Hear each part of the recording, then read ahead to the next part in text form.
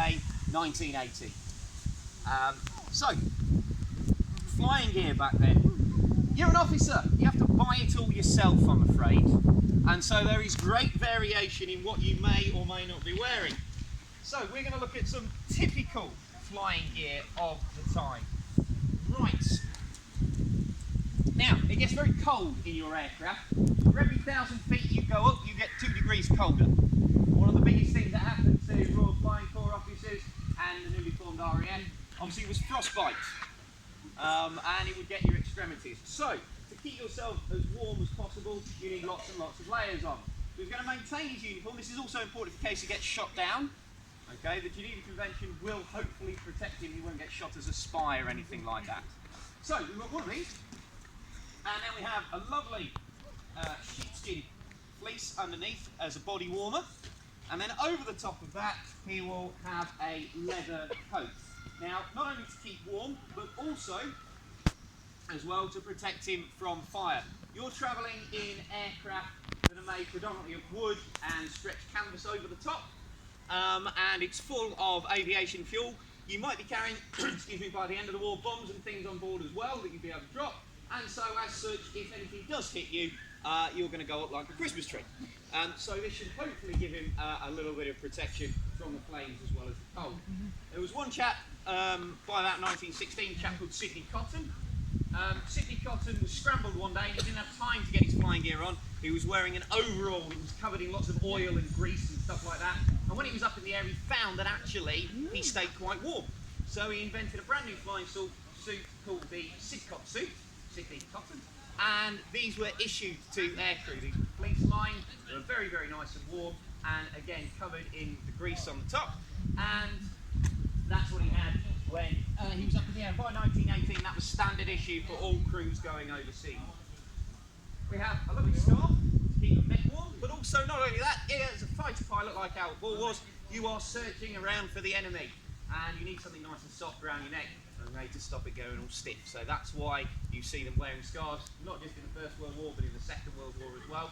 The variation was hated by a lot of officers in the RAF, and so consequently in the 1950s they gave you a flying suit with a built-in scarf of a standard pattern, which they promptly ripped out and then wore what they liked again.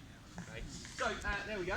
On the inside of his main outer gloves, he has got a little pair of cotton or silk inners to keep himself nice and warm.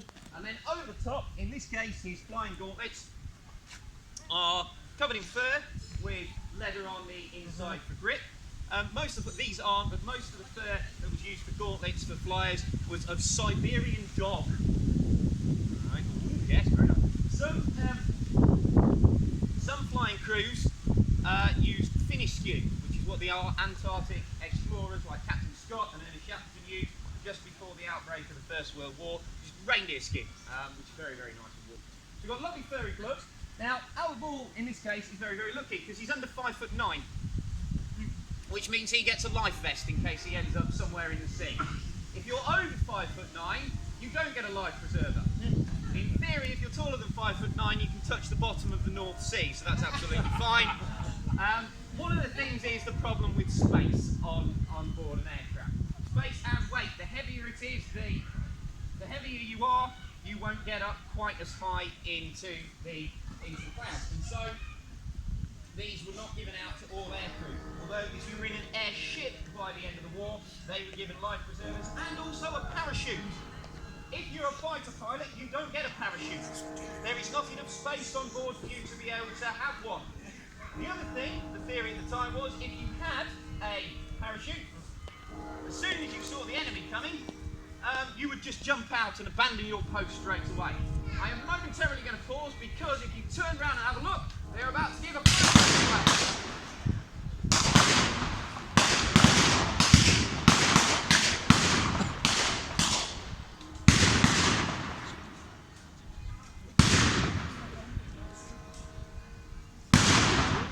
Very loud, like as you imagine a hell.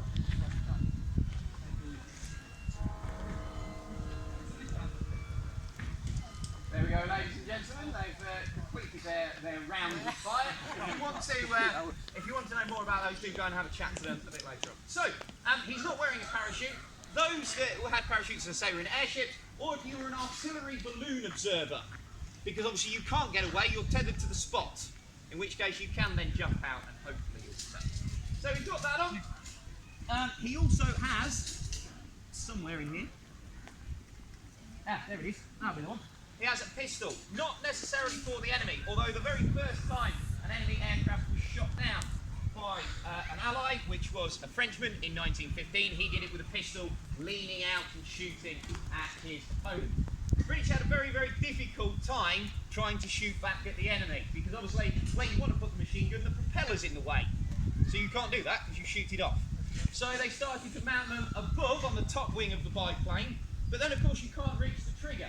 So the way that you do it is you take the long chain from the toilet, attach it to the trigger and pull that when you want to fire at the enemy. It was a Dutch man called Fokker who, very careful how you say that, a Dutch man called Fokker who invented the synchronised mechanism for the gun and the propeller.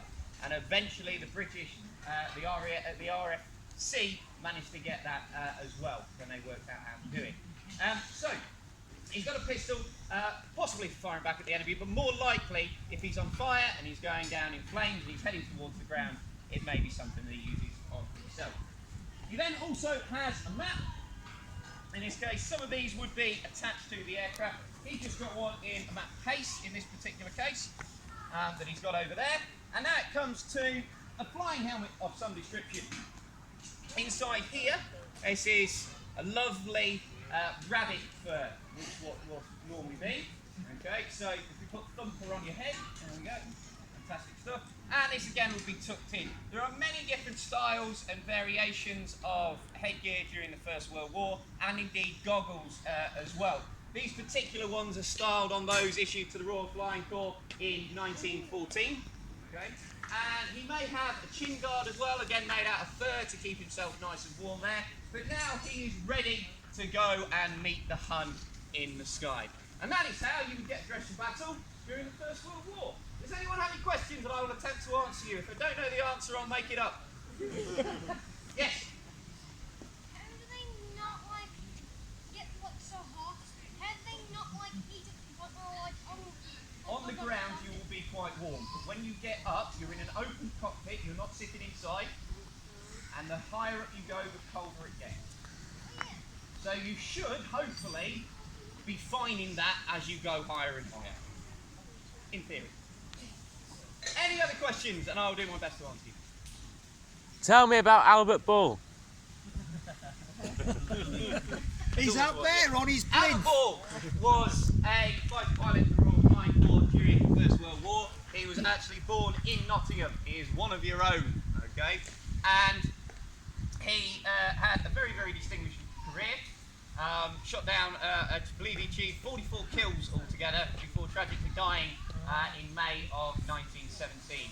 He married an officer called Flora, and before he died they spent 12 days together of glorious bliss before sadly he passed away. He was awarded his Victoria Cross posthumously, which by the First World War you were able to do. If you won a Victoria Cross in the Victorian period, you couldn't win it posthumously, you had to survive your action. So fortunately he was remembered for everything.